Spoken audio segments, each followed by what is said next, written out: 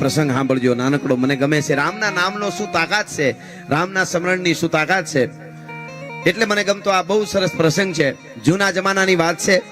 જૂના જમાનામાં એક હવેલી, એ હવેલીમાં એક રાજકુમારી અને બહુ લાડકી દીકરી, રાજકુમારી રૂપના આભરણ જેવી દીકરી, અને ખૂબ લાડથી એના એકની એક દીકરી બહુ લાડકી રાજકુમારી હતી. એને લાડમાં શું બાકી હોય, એ રાજકુમારી હતી. સવાર થાય અને હવારમાં ઝરૂખામાં આવે, ભગવાન સૂરજના દર્શન કરે, સૂર્યને અર્ઘ્ય આપે અને વહી જાય. એમાં ઈ હવેલીની આજુબાજુમાં આગળ પટાંગણમાં વાળવા વાળો જે બજાર વાળવા વાળો જે માણસ હતો, બજાર વાળવા વાળો જે માણસ હતો, ઈ માણસની એક દી વાળતા વાળતા આમ જુવાનની નજર પડી ગઈ. પણ એવું ચંદ્રમુખીનું રૂપ હતું. મોર કો ધ્યાન લગો ઘન ઘોર સે દોર સે ધ્યાન લગો મટકી, જેમ દીપક ધ્યાન ચકોર લગો ચકવાન કો ધ્યાન દીને સે ટકી, મીન મનોજલ ધ્યાન સો સગર પંથ પ્રબીન રહ્યો અટકી. નજર ચોટી ગઈ, આવું રૂપ કોઈ દી જોયું નહીં. ઈ બજાર વાળવા વાળો જે માણસ હતો, એની આંખ ચોટી ગઈ, આવું રૂપ ન જોયું. ગાંડા જેવો થઈ ગયો, રૂપમાં એવો મોહિત થઈ ગયો. પછી એને ખબર હતી આ તો રાજકુમારી, હું તો સાફ સફાઈ કરવા વાળો નાનો માણસ, અને હું એને હામું જોઉં છું, રાજકુમારીની હામું. ઈ જો ખબર પડી જાય ને રાજાને, તોય મને મારી નાખે, મારા કટકા કરી નાખે. પણ એને એક નિયમ લઈ લીધો મનમાં, આજથી કાયમના માટે મારા ઘરેથી આવું, હું બધું સાફ સફાઈ કરવા માટે આવું, સવારમાં એક વખત ચંદ્રમુખીનું મોઢું જોઉં તો જ જીવું, પાણી પીવું કે ખાઉં, નહીતર નહીં. મારો પ્રેમ છે, શુદ્ધ છે, મને ખબર છે, હું એને કોઈ દી નજીક નથી જઈ હગવાનો, સ્પર્શ નથી કરી હગવાનો. પણ બસ એનું મોઢું જોઈ લેવું તોય ઘણું. બસ આવો ક્રમ થઈ ગયો. પછી તો કાયમ સવારમાં આવે રાજકુમારી, ચંદ્રમુખી નામ, ચંદ્રમુખી ઝરૂખે આવે, સૂર્યને પાણી અર્ઘ ચડાવે, આ એનું મોઢું જોઈ લે, બજાર વાળવા માંડે. ચંદ્રમુખીને ખબર નથી કોક મારું મોઢું જોવે છે, એને ધ્યાન નથી. કાયમનો ક્રમ થઈ ગયો મિત્રો. 1 દી 2 દી 5 દી 15 દી, મહિનો 2 મહિના 5 મહિના. રામના નામની શું તાકાત છે, એટલે આ પ્રસંગ કહું છું, સાંભળજો. માતાઓ બહેનો આજે ખાસ સાંભળે આવા પ્રસંગો. આપણી અંદરનું ભારત જો મરી જશે તો દુનિયામાં ભારત જેવું કાંઈ નથી. રહેવા જેવું છે બધાય દેશમાં, સારી વાત છે. કોઈ દેશ ટીકા શું કામ કરીએ આપણે? દેશ બધા હારા જ હોય. અને આપણે ગુજરાતી, દુનિયાનો કોઈ એવો દરિયો નથી જેમાં મચ્છી ન હોય, માછલી ન હોય, અને દુનિયાનો કોઈ એવો દેશ નથી જેમાં આપણો ગુજરાતી ન હોય. ગુજરાતી બધે હોય. ગુજરાતીની એક મજા છે. ગુજરાતી અમેરિકા ફરે, લંડન ફરે, દુબઈ ફરે, ઓસ્ટ્રેલિયા ફરે, કેનેડા ફરે, પણ અહીંયા પાછો ગાડી લઈને જતો હોય સર્કલ નો ફરે, ત્યાં સીધી જવા દે પાછો. હા, એટલે હું આ વાત કરું છું. આજના યુગમાં 21મી સદીમાં લોક સાહિત્ય જીવનમાં શું કામે જરૂરી છે. ઝવેરચંદ મેઘાણી એમ કહે છે કે માનું ધાવણ 6 મહિના સુધી બાળકને જેટલું ગણ કરે છે, એટલું લોક સાહિત્ય જીવનમાં જીવવું હોય તો ગણ કરે છે. એટલા માટે આ વાત આપને કરું છું. ચંદ્રમુખીને જોઈ લે માણસ, બજાર વાળવા વાળો માણસ, અને પછી એને ઘરે વયો જાય. એમાં એક દી આવ્યો, ચંદ્રમુખીની તબિયત બરાબર નહીં એટલે બહાર ન નીકળ્યા. ઘાઘા જેવો થઈ ગયો, આમ હડિયું કાઢે, આમ કાઢે, વાળતો જાય, જોતો જાય. ચંદ્રમુખીને ન જોતું મરી જાવ, મારાથી પાણી નો પીવાય, ખવાય નહીં. બપોર થઈ ગયા, હાંજ સુધી ચંદ્રમુખી બહાર ન નીકળ્યા. હાંજે ઘરે જઈ ખૂણામાં બેહી ગયો. એના લગ્ન થઈ ગયા હતા. એની પત્નીએ કીધું, કેમ તમે બોલતા નથી, ચાલતા નથી? તમારા મોઢામાંથી તેજ કેમ વયું ગયું છે? તમને શું તકલીફ છે? તમને તબિયત બરાબર નથી? કાંઈ ન બોલે. હમ દઈને કીધું, મારા હમ છે, તમે નહીં ખાવ તો હું નહીં જમું. કયો તો ખરા, તમને શું તકલીફ થઈ છે? પછી એને નક્કી કરી લીધું કે હવે અમે મરી જવું છે, મારી પત્નીને સાચી વાત કરી દો. એને એમ મનમાં વિચાર કરી અને કીધું, સાંભળ, તું દુઃખ નો લગાડતી, હું તને પ્રેમ કરું છું, ચાહું છું, તારી યારે મેં લગ્ન કર્યા છે. પણ ચંદ્રમુખીને મેં જ્યારથી જોઈ, રાજકુમારીને, ત્યારથી હું રૂપમાં અંજાઈ ગયો છું. મને ખબર છે મારો શુદ્ધ પ્રેમ છે, પણ એનું મોઢું ન જોઉં ત્યાં સુધી મારાથી પાણી ન પીવાય, ખવાય નહીં. અને આજ આખા દિવસમાં ચંદ્રમુખી બહાર ન નીકળીને, હવે હું પાણી નહીં પીવું, હું ખાઈશ નહીં, હું એનું મોઢું જોઉં તો જ થાય, નકર મારે મરી જાવ એવું નિયમ લઈ લીધું છે મેં. એવું છે કે હા, ભારતની આર્ય નારી જોજો તમે. એની પત્નીને વિચાર થયો, જીવતા જોગીએ ભલા, એ કે હું તમને જીવાડીશ. આ ભારતની આર્ય નારી છે, સાંભળજો. એની પત્ની બજાર વાળા માણસની જે પત્ની હતી, ઝૂંપડામાંથી નીકળી અને રાજમહેલમાં જાય છે, હવેલીમાં જાય છે. આડા પહેરેદારો ઉભા હતા ને કરગરતી જાય અને રડતી જાય, રોતી જાય કે મને મારી નાખો તોય ભલે પણ હું જવાની છું, ચંદ્રમુખીનું મારે કામ છે. ધરાર જેટલા પહેરેદારો હતા એને કરગરીને ઠેઠ ચંદ્રમુખીનો મહેલ હતો ની આવી, ચંદ્રમુખીના ઓરડે આવી પગમાં પડી ગઈ, મને બચાવી લે, મારા ધણીને બચાવી લ્યો ચંદ્રમુખી. ચંદ્રમુખીને એમ થયું કે આ શું કહેવા માંગે, કઈ સમજાતું નથી.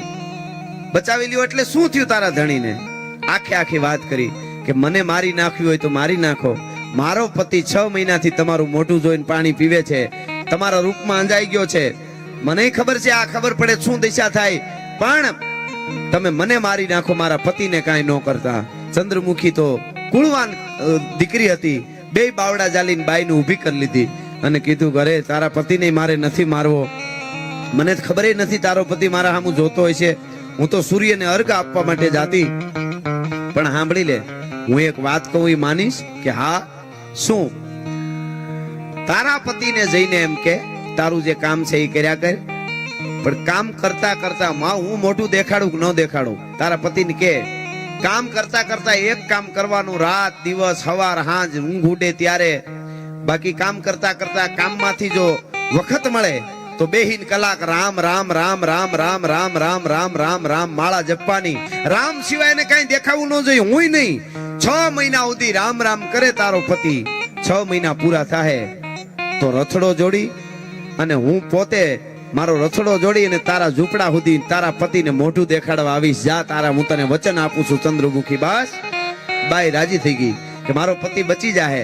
ઘેરે આવીને પતિને એના પતિને કીધું કે ચંદ્રમુખીએ કીધું છે 6 મહિના રામનું નામ લ્યો, રામ રામ સિવાય તમારે કઈ બોલવાનું નહીં.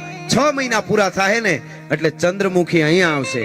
હે કે ચંદ્રમુખી તમને મોઢું દેખાડવા તૈયાર થઈને અહીંયા આવશે. આ હા, ઓલો રાજી થઈ ગયો કે જે રૂપને હું ઝરૂખેથી જોતો તો, જે રૂપને હું ઉપર નીચેથી આમ ખાલી જોતો તો જેવું તે હું, ઈ રૂપ મારા ઝૂંપડે આવશે.